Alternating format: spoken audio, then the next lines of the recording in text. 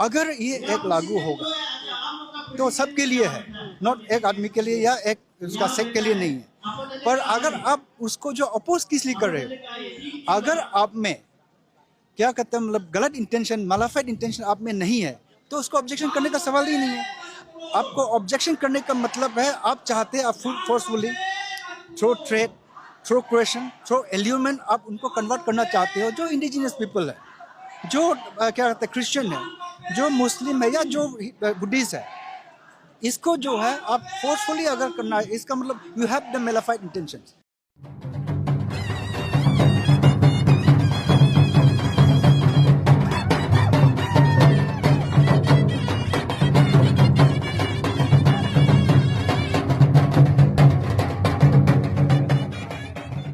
First people India, हम हैं आदिवासी। भारत का उत्तर पूर्व, जहाँ बादलों में बसते हैं देवता, नदियों में बहती है परंपरा। लेकिन इन्हीं पहाड़ों के बीच आज एक बहस चल रही है, आस्था बनाम पहचान की। कानून का नाम है APFRA, यानी कि Arunachal Pradesh freedom of religion act 1978। कहते हैं यह कानून आदिवासी संस्कृति की रक्षा के लिए बना, पर कुछ लोग कहते हैं यह व्यक्तिगत आज़ादी पर हमला है। तो आखिर क्या है APFRA और क्यों आज भी यह अरुणाचल में विवाद का विषय बना हुआ है? साल 1978 अरुणाचल प्रदेश की विधानसभा में एक बिल पास हुआ। नाम था Arunachal Pradesh freedom of religion act. इसका मकसद था धर्म परिवर्तन पर रोक लगाना, अगर वह जबरदस्ती, लालच या धोखे से किया गया हो। कानून कहता है किसी को बल, प्रलोभन या छल के जरिए धर्म बदलने के लिए मजबूर करना अपराध है। ऐसा करने वाले को सजा भी हो सकती है। लेकिन इस कानून के पीछे छिपी सोच थी आदिवासी धर्मों और पारंपरिक विश्वास प्रणालियों की रक्षा। अरुणाचल के आदिवासी समुदाय जैसे नीसी, आदि, आपातानी, तागिन, मिसिंग, वांचो और खामती सदियों से प्रकृति आधारित धर्मों को मानते आए हैं। उनके देवता हैं डोनी यानी सूरज और पोलो यानी चांद, और उनकी पूजा होती है जंगल, नदी और आकाश के साथ। कानून तो 1978 में बन गया, लेकिन इसका इम्प्लीमेंटेशन यानी कि क्रियान्वयन कभी नहीं हुआ। क्यों? क्योंकि इसके नियम कभी बनाए ही नहीं गए। 4 दशक तक यह कानून किताबों में धूल खाता रहा, सरकारें बदलती रहीं और इसी बीच अरुणाचल का धार्मिक नक्शा भी बदलने लगा। 1981 में जहां ईसाई आबादी लगभग 1% थी, वहीं 2011 की जनगणना में यह संख्या 30% से भी ज़्यादा पहुंच गई। कई जिलों में ईसाई जनसंख्या 60% तक हो चुकी है। अब सवाल उठा, क्या इस बदलाव के पीछे स्वतंत्र आस्था है या कोई प्रभाव? यहीं से APFRA 2 हिस्सों में बांट देता है अरुणाचल प्रदेश को। एक और परंपरा के रक्षक, दूसरी ओर आस्था की आज़ादी के पैरोकार। अरुणाचल प्रदेश के बहुत से आदिवासी संगठन कहते हैं APFRA हमारी संस्कृति की रक्षा के लिए ज़रूरी है, क्योंकि हमारे धर्म का कोई धर्म ग्रंथ नहीं, कोई धर्म प्रचारक नहीं, ना हम किसी को धर्मांतरित करते हैं, ना किसी को बाहर करते हैं। हमारी आस्था खेतों, नदियों, पेड़ों और पूर्वजों में बसती है। पर आज जब कोई धर्म प्रचारक गांव में आता है और कहता है तुम्हारा देवता झूठा है, तुम्हारा त्यौहार पाप है, तो हमारी पूरी सामाजिक संरचना हिल जाती है। कई समुदाय कहते हैं धर्म परिवर्तन का असर सिर्फ मंदिर या चर्च तक नहीं बल्कि जीवन पद्धति तक पहुंचता है।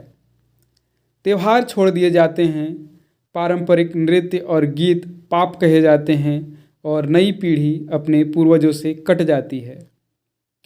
उनका कहना है APFRA धर्म की आज़ादी को नहीं बल्कि संस्कृति और गुलामी को रोकने की कोशिश है। अब सुनिए दूसरी तरफ की कहानी। Sir, do you celebrate Nyokum, sir? No, I don't celebrate. I celebrate with Jesus. That's all. Sir, don't you think that celebrating Nyokum is going to protect the tradition of Nishi and to promote the culture of Nishi? In my principle, I don't accept it because Nyokum celebrating the Nyokum, it won't get anything else. Rather, you lose your property, your money, your time, your wastage of time. It's unnecessary. You're not going to get anything else. But if you follow Jesus, you'll get the life. You'll get the life. You'll get the real love. No, sir, people are saying कि निशी अगर न्योकुम है तो निशी है। आपको क्या लगता है? आप निशी नहीं है सर? ये गलत है। हम जिंदा है तो भी निशी होगा। मेरा सोच निशी में होना चाहिए। न्योकुम सेलिब्रेशन करने से निशी नहीं होता है। कहीं भी कहाँ लिखा है कि आप ये कोई ट्रेडिशन को मानेगा तो वो निशी होगा या नहीं? Who says? It is wrong. ये तो गलत बात है। कैसे निशी नहीं होगा? हमको कौन बदल सकता है? I cannot be a non-tribal. I am a Nishi nicht coming. I'll so long I'll be here. I'll be nicht coming only. And I belongs for Nishi only. Nobody can change me. Sir, कोई लोग कहता है कि culture जैसा हो गया and tradition जैसा हो गया, दैट इज योर आइडेंटिटी। कहने वाला तो बोलने वाला बहुत होता है। इस संसार में कहीं कहानी को आप जाएगा तो you will be lose your life. ईसाई संगठनों और धर्मांतरित आदिवासियों का कहना है यह कानून व्यक्ति की अंतरात्मा पर हमला है। वो कहते हैं आस्था किसी सरकार या समाज की अनुमति से नहीं बदलती, यह एक व्यक्तिगत निर्णय है। उनके मुताबिक APFRA में जो शब्द हैं जैसे लालच, प्रलोभन या धोखा, वे बहुत अस्पष्ट हैं। अगर कोई स्कूल चलाए, अस्पताल खोले तो क्या वह लालच कहलाएगा? क्या दया और सेवा को अपराध माना जाएगा? धर्मांतरण लोग यह भी कहते हैं हम आदिवासी हैं और रहेंगे। ईसाई बन जाने से ना तो हमारी जाति बदलती है, ना हमारी भाषा, ना संस्कृति। लेकिन इस कानून के तहत हमें संदेह की नज़र से देखा जाता है। उनकी चिंता है कि यह कानून समाज को बांट देगा। लोग एक दूसरे पर नज़र रखेंगे और विश्वास की जगह भय पैदा होगा।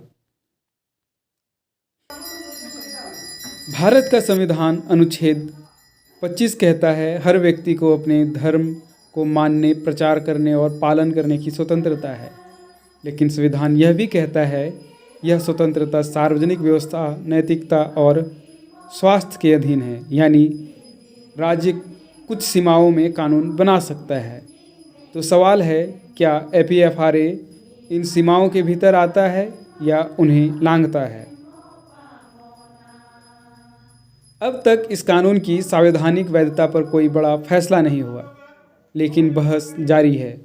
क्या धर्म परिवर्तन रोकना संस्कृति की रक्षा है या स्वतंत्रता पर रोक?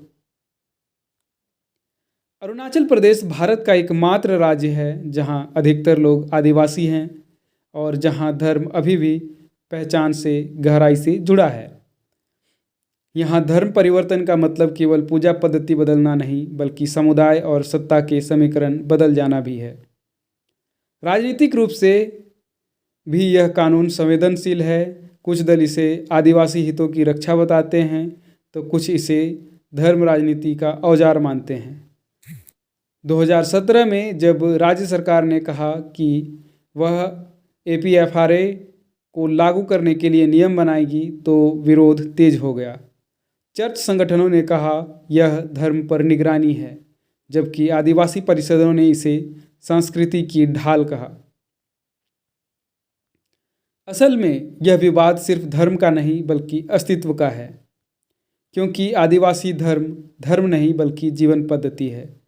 यह जंगल में, खेत में, नृत्य में, गान में और आत्मा में बसता है।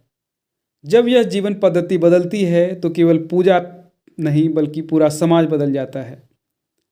इसलिए बहुत से आदिवासी कहते हैं, हम किसी के धर्म के खिलाफ नहीं हैं, लेकिन हमें भी अपने देवता, अपने पर्व और अपने प्रतीक बचाने का हक है। वहीं धर्मांतरित लोग कहते हैं, संस्कृति की रक्षा अच्छी बात है, पर उसे करने का रास्ता कानून और डर नहीं होना चाहिए। यह टकराव दो सच्चाइयों का है, एक जो अपनी जड़ों को बचाना चाहता है, दूसरा जो अपने विश्वास को जीना चाहता है। अरुणाचल प्रदेश की यह बहस सिर्फ एक राज्य की कहानी नहीं, यह सवाल पूरे भारत के सामने खड़ा है। क्या आधुनिक राष्ट्र राज्य में आदिवासी धर्मों की स्वतंत्रता उतनी ही जरूरी है जितनी किसी बड़े धर्म की? क्योंकि जब कोई आदिवासी परंपरा खत्म होती है तो उसके साथ एक भाषा, एक गीत, एक देवता और एक पूरी जीवन सृष्टि मर जाती है। एक जीवन दृष्टि खत्म हो जाती है। और यह सिर्फ अरुणाचल की नहीं, यह पूरी मानवता की हानि है। APFRA का सवाल सिर्फ कानून का नहीं, यह सवाल है हम अपनी विविधता को कैसे बचाएंगे। क्या हम एक ऐसी व्यवस्था बना पाएंगे जहां किसी की आस्था दूसरे की पहचान को खतरा न बने, जहां आज़ादी और परंपरा दोनों एक साथ चल सके। अरुणाचल के पहाड़ों में यह बहस जारी है और शायद जवाब भी वही मिलेगा, जहां सूरज और चांद साथ चमकते हैं, डोनी और पोलो की भूमि पर।